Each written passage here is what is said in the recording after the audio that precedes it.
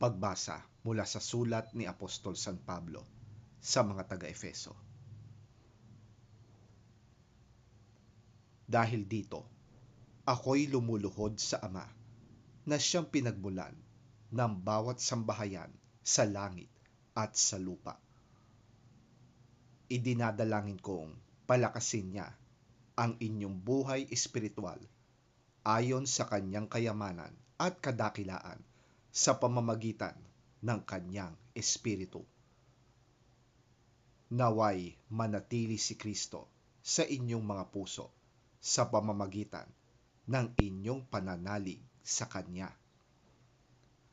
Dalangin ko na ang lahat ng inyong gawain ay nag-uugat sa pag-ibig upang lubusang maunawaan ninyo kasama ng mga hinirang ng Diyos kung gaano kalawak, gaano kahaba, gaano kataas, at gaano kalalim ang kanyang pag-ibig.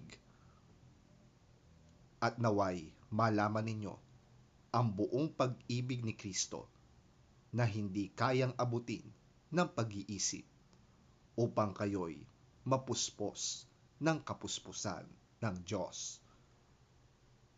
Sa Kanya na makakagawa ng higit pa kaysa maaari nating hilingin at isipin sa pamamagitan ng kanyang kapangyarihang naghahari sa atin. Sa Kanya ang kaluwalhatian sa pamamagitan ng Iglesia at ni Kristo Jesus magpakailanman. Amen.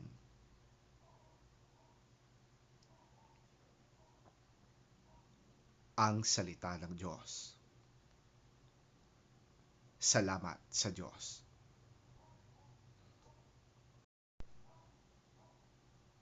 Ang mabuting balita ng Panginoon ayon kay San Lucas. Papuri sa iyo, Panginoon. Naparito ako upang magdala ng apoy sa lupa at sana'y nagliliyab na ito. May isang bautismo na dapat kong danasin at ako'y nababagabag hanggat hindi ito nagaganap. Akala ba ninyo'y naparito ako upang magdala ng kapayapaan sa lupa? Sinasabi ko sa inyo, hindi kapayapaan ang dala ko, kundi pagkabahabahagi.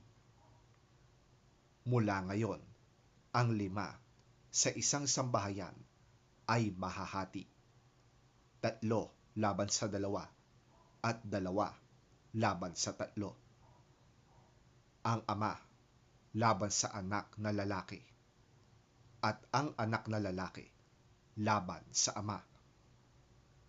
Ang ina laban sa anak na babae at ang anak na babae laban sa ina.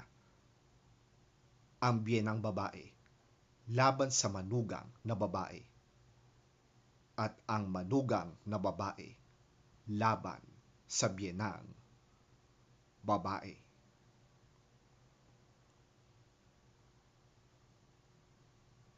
Ang mabuting balita ng ating Panginoon. Pinupuri ka namin, Panginoong Hesukristo.